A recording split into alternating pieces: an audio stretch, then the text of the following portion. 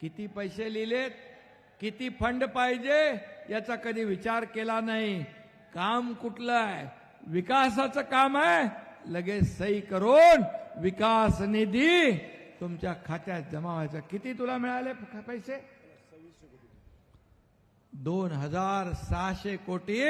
तुमच्या या संतोष बांगरला आतापर्यंतच्या इतिहासामध्ये कधी न मिळालेले संतोष बांगरला 2600 कोटी विकासासाठी.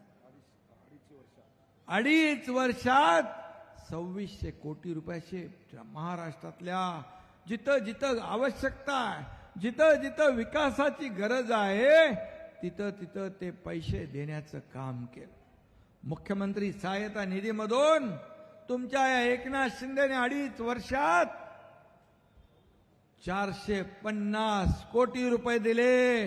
हजारो लाखो लोकांचे प्राण वाचवले. आणि अगोदरच्या सरकारमध्ये 2.5 वर्षात 3 कोटी रुपये. कारण तेव्हा तिकडे पेनच नव्हता. माझ्याकडे 2-2 पेन ठेवून मी सह्या करता शाही कधी संपायची माहित नाही.